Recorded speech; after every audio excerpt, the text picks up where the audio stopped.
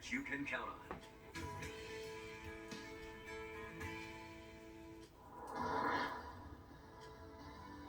A Fairview man is jailed this afternoon on charges of homicide in connection to the brutal death of his wife and stepdaughter. We have the latest on the story.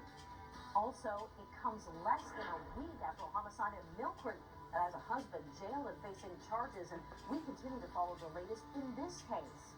Now, out of the city of Erie, the mayor's new business council is underway. We're going to hear what that council is focusing on after their first meeting today. Those stories and much more are all coming up here on Erie News Now, 12:30. With coverage you can count on. This is Erie News Now at 12:30.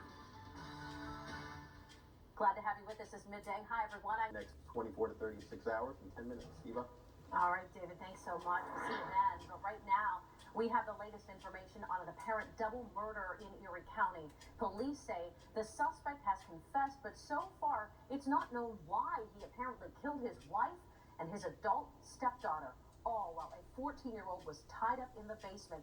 We do want to let you know that some of the details are pretty horrific.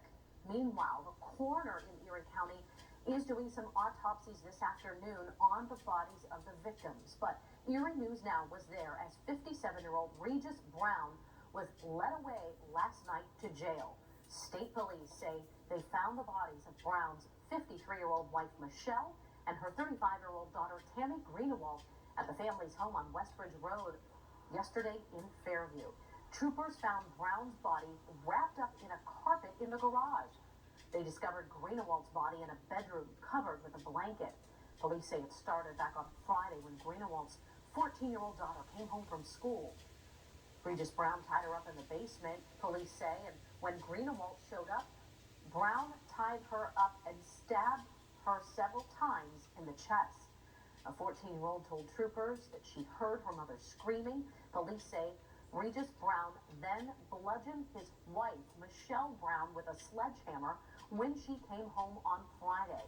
Now, the 14-year-old girl remained in the home, we're told, for most of the weekend until she went to school on Monday and told her principal what had happened. Brown remains in jail this afternoon without bond.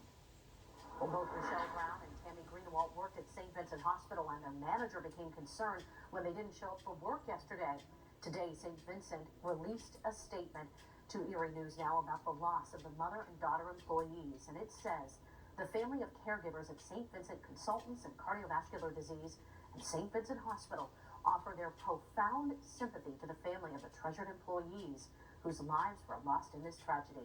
St. Vincent is currently working to ensure that our employees have professional, emotional support on site and on an ongoing basis to help them cope with their loss of their friends and colleagues.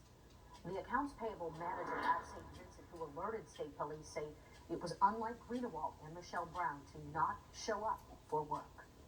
Meanwhile, we have continuing coverage on